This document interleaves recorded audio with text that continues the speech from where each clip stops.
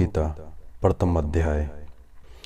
जो ब्रह्म अचिंत्य, अव्यक्त, तीनों गुणों से रहित, त्रिगुणात्मक और समस्त जगत का अधिष्ठान रूप है, ऐसे ब्रह्म को नमस्कार हो।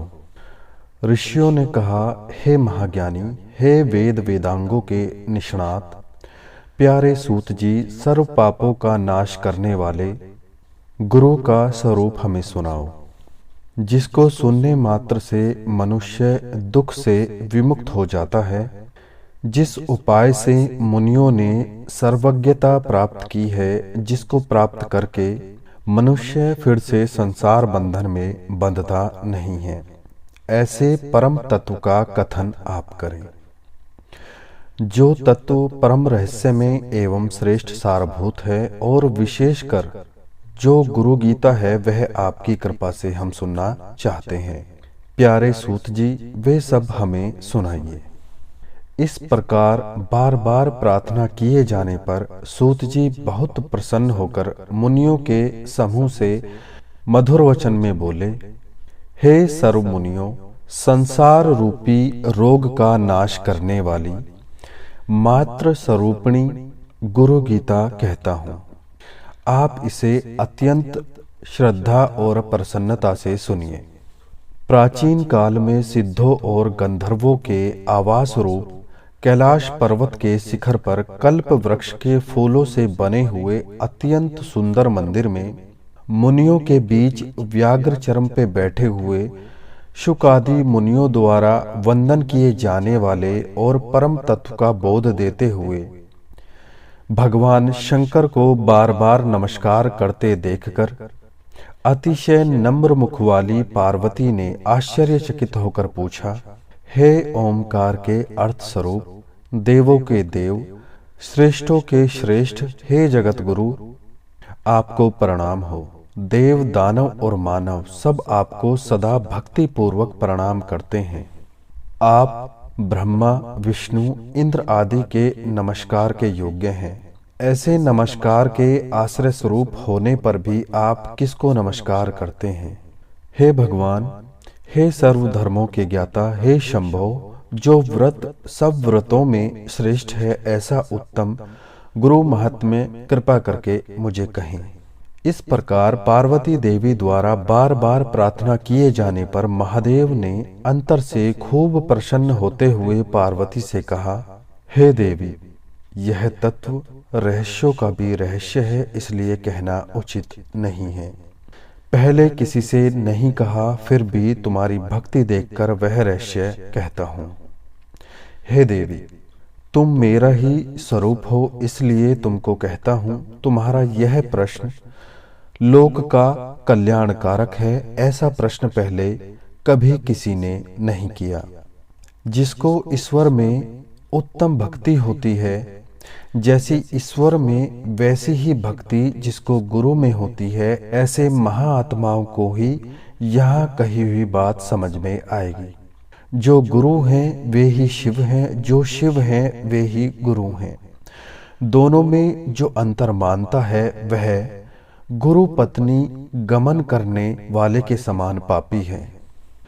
हे प्रिय, वेद, शास्त्र, पुराण, इतिहास आदि मंत्र, यंत्र, मोहन, उच्चाटन आदि विद्या, शैव, शाक्त, आगम और अन्य सर्व मतांतर, ये सब बातें गुरु तत्व को जाने बिना भ्रांत चित्त वाले जीवों को पथ भ्रष्ट करने वाली हैं, और जप, तप, व्रत, तीर्थ, यज्ञ, दान, ये सब व्यर्थ हो जाते हैं। हे सुमुखी, आत्मा में गुरु बुद्धि के सिवा अन्य कुछ भी सत्य नहीं है, सत्य नहीं है। इसलिए इस आत्मा ज्ञान को प्राप्त करने के लिए बुद्धिमानों को प्रयत्न करना चाहिए।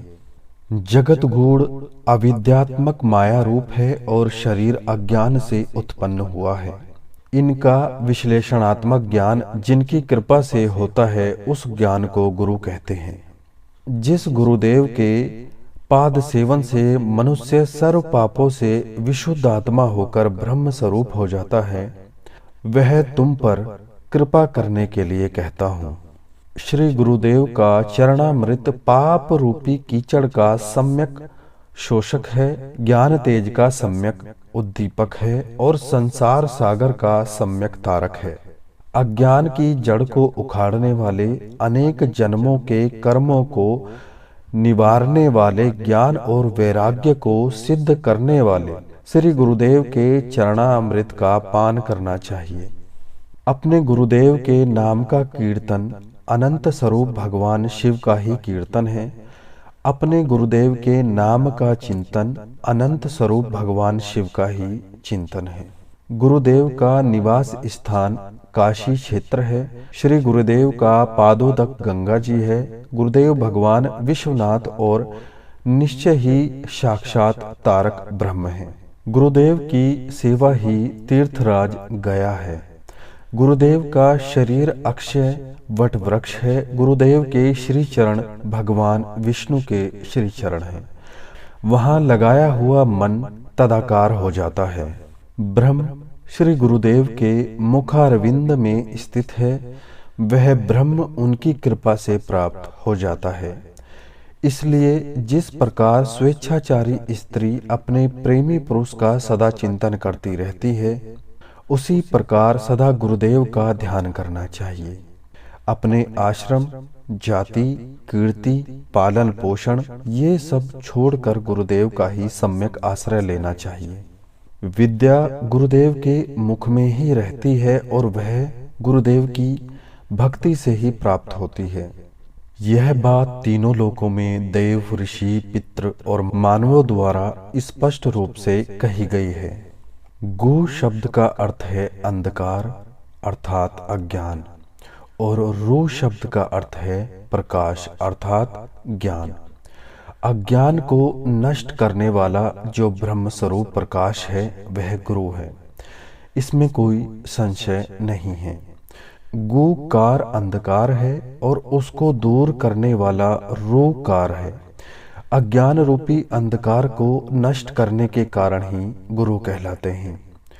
गुकार से गुणातीत कहा जाता है, रूकार से रूपातीत कहा जाता है। गुण और रूप से पर होने पर कारण ही गुरु कहलाते हैं।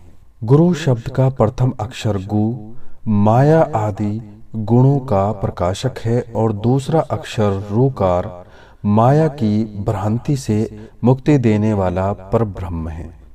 गुरु सर्वश्रुति रूप श्रेष्ठ रत्नों से सुशोभित चरण कमल वाले हैं और वेदांत के अर्थ के प्रवक्ता हैं। इसलिए श्री गुरुदेव की पूजा करनी चाहिए। जिनका स्मरण मात्र से ज्ञान अपने आप प्रकट होने लगता है और वे ही सर्व संपदा रूप हैं, अतः श्री गुरुदेव की पूजा करनी चाहिए। संसार रूपी वृक्ष पर चढ़े हुए लोग नरक रूपी सागर में गिरते हैं। उन सब का उद्धार करने वाले श्री गुरुदेव को नमस्कार हो। जब विकट परिस्थितियां उपस्थित होती हैं तब वे ही एकमात्र परम बांधव हैं और सब धर्मों के आत्मस्वरूप हैं। ऐसे श्री गुरुदेव को नमस्कार हो। संसार रूपी अरण्य में प्रवेश करने के बाद दिग्मूढ़ की स्थिति में चित्त भ्रमित हो जाता है। उस समय जिसने मार्ग दिखाया उन श्री गुरुदेव को नमस्कार हो। इस पृथ्वी पर त्रिविध ताप आदि व्याधि उपाधि आदि रूपी अग्नि से जलने के कारण अशांत हुए प्राणियों के लिए गुरुदेव ही एकमात्र उत्तम गंगा जी हैं। ऐसे श्री गुरुदेव जी को नमस्कार हो। 7 समुद्र पर्यंत के सर्व तीर्थों में स्नान करने से जितना फल मिलता है वह फल श्री गुरुदेव के चरणामृत के एक बिंदु के फल का 1000वां हिस्सा है। यदि शिवजी नाराज हो जाएं तो गुरुदेव बचाने वाले हैं, किंतु यदि गुरुदेव नाराज हो जाएं तो बचाने वाला कोई नहीं।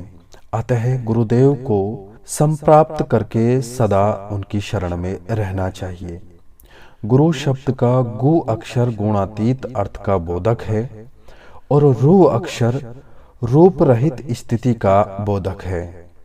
ये दोनों गुणातीत और रूपातीत स्थितियां जो देते हैं उनको गुरु कहते हैं।